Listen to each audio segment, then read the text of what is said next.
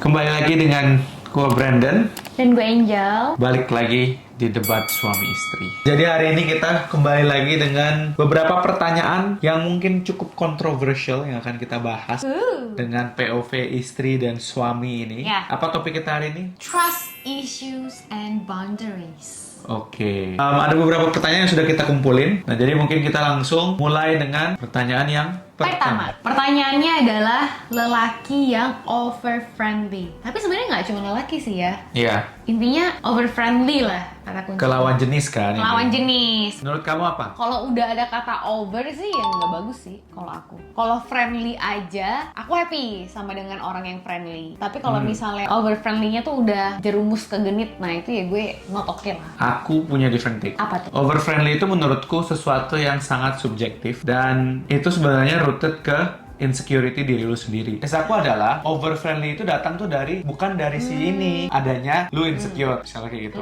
Coba nggak? Misalnya nih, kalau orang bilang over friendly, yang kamu bayangin tuh apa? Misalnya kayak ketawa-ketawa. Oh itu mah misalnya nggak kayak over gitu. friendly kalau buat aku. Ya, menurut aku defaultnya adalah ketika pasangan lawan jenis itu friendly ke orang lain, aku tidak apa-apa. Aku tidak akan marah. Tapi kalau over, Aku tidak akan marah karena aku tahu kayak itu cuman friendly. Karena aku nggak insecure. Ya.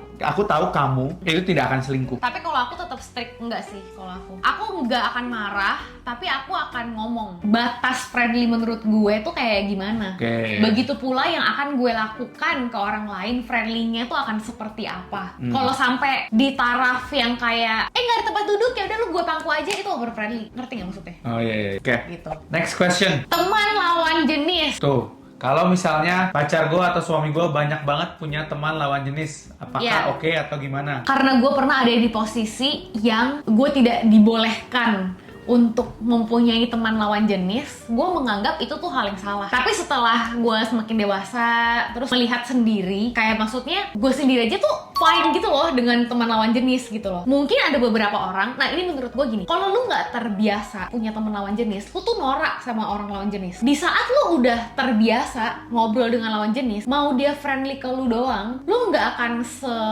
salting atau sepede itu gitu loh. Lu merasa kayak, oh dia suka sama gue. Enggak. Misalnya nih, pacar lu nggak bolehin lu punya teman cowok. Biasanya tuh dia genit tuh orangnya. Betul. Nah, itu menurut gue key message-nya. Jadi kalau misalnya kayak itu masalah banget, Ya. ya itu menurut gue salah satu red flag aja. My take adalah saya tidak akan pernah marah, silahkan. Kembali lagi ini insecurities dan it's a reflection of yourself. Karena gini, banyak banget tuh emang menurut aku tuh ada tipe orang gitu loh. Aku salah satu orang yang actually banyak banget teman lawan jenis dan lebih nyaman sebenarnya ngobrol dengan teman lawan jenis. Karena menurut aku boys talk tuh kadang terlalu masculine dan terlalu toxic. Aku orangnya tuh cukup serius saat bercakap-cakap dan menurut aku tuh cewek in general emang lebih mature dan lebih bisa di ngomong Tukar lebih pikiran. serius.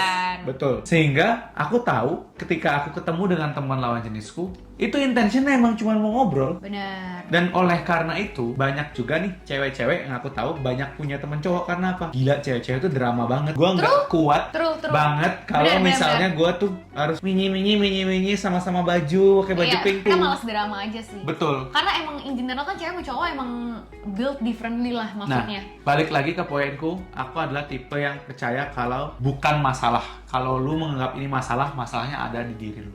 Temenan sama mantan. Nah, saya adalah tipe orang yang temanan sama mantan. Dari semua mantan saya, semuanya masih temenan. Menurut aku, it's okay, tergantung dari pasangan kamu saat ini. Emang kamu pernah ada di, ini gue jadi nanya, emang kamu pernah ada di posisi yang pasangan kamu saat itu tidak membolehkan? Bahkan sekarang aku tahu mantan aku yang mana yang kalau misalnya aku deket, kamu kurang terlalu suka. Itu aku tahu. Oke. Dan oleh karena itu, apakah saya masih temenan? Yes. Kalau misalnya ketemu bukan yang buang muka dan berantem. Iya. One thing, kalau mantan harus putus hubungan, I Enggak disagree. sih, kalau itu gue nggak I setuju disagree. sih. Bahkan Banyak. gue aja nggak setuju. Tapi sih. banyak banget yang kayak udahlah kalau udah saya emang udah nggak bisa. Iya, kalau It's, itu gua it's nggak all setuju out, it's all cut out gitu. Tapi menurut gue harus ada boundaries yang jelas. Gue tuh tipe orang yang nggak marah, nggak melarang. Tapi cewek tuh paling ngerti perasaan cewek. Itu, gue selalu ngomong itu sama Brandon. Mau dia se-friendly apapun, gue tuh bisa tahu. Nih, misalnya kamu pasti lebih bisa baca signal cowok mana yang mungkin Predator. ngedeketin aku. Bener gak? Sama kayak cewek. Ya. sense-nya tuh juga kayak gitu. Sama-sama bisa nge-sense cewek mana nih yang centil, ngerti nggak maksudnya? Itu alasannya kenapa gue bisa memperlakukan orang itu beda gitu loh maksudnya. Enggak, jadi pertanyaan ini bos, temenan sama mantan oke apa enggak?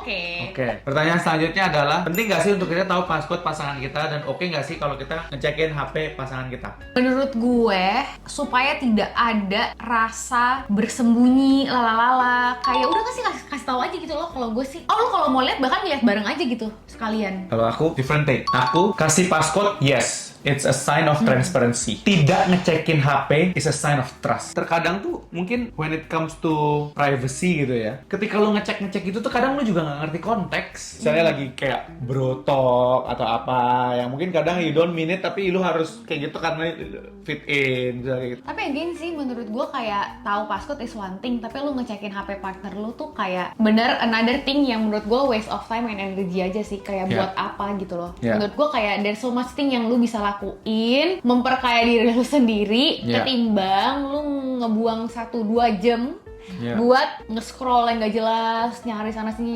Ya itu balik lagi kalau misalnya emang dia mau niat jahat, dia bisa menggunakan 1000 cara untuk menyembunyikan apapun itulah. Gitu lagi. Next, selingkuh bisa berubah nggak? Iya. Duh, sulit banget lagi. Ini sulit sih. Selingkuh bisa berubah atau tidak kalau kamu udah temukan orang yang tepat. Anjay, keren. Menurut aku tuh selingkuh tuh mungkin in effect tuh sama kayak misalnya lu ngerokok. For them it feels good, kayak give adrenaline, dikasih dopamin apa segala macam. Tapi orang berhenti ngerokok itu, bisa nggak orang berhenti ngerokok? Susah juga kan jawabnya. Tapi banyak juga kan misalnya kayak, gila gue udah punya anak, gue mau stop ngerokok. Because there is something yang bener-bener kayak bigger gitu loh menurut aku. Tapi intinya gini sih, menurut gue kalau misalnya hubungan itu dimulai dengan kebohongan, pasti ada yang minus lah di situ. Betul. Menurut aku gitu aja sih. Tapi apakah bisa berubah?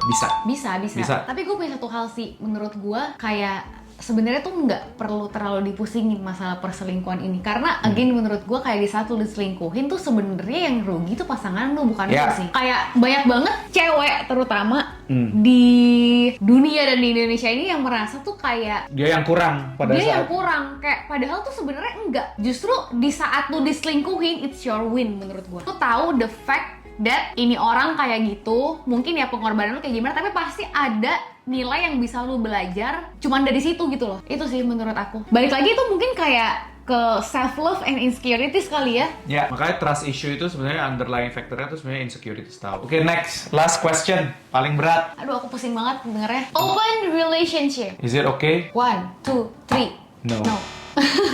Menurut gue it's not a thing sih. I don't believe in such thing sih. Nggak, maksud gue gini, kalau emang lu mau open relationship, first of all lu nggak usah komitmen aja. Nggak usah punya partner. Itu kayak flexitarian, lu tau gak sih? Kayak we are vegetarian but occasionally we can eat meat. Open relationship tuh adalah the way people who are afraid to commit to justify their sin. Tapi again, it's different for different people. Iya, kalau misalnya lu ada di posisi itu sekarang, happy for you, good for you. Tapi kayak dan kita tidak pernah against, misalnya teman kita juga ada yang open relationship, kita juga nggak pernah kayak kita nggak pernah yang kayak gila lu ya, enggak. Mereka yang choose tuh untuk open relationship and justify it sebenarnya belum ketemu orang yang pas aja. At one point in my life dulu aku pernah oke deh dengan open relationship.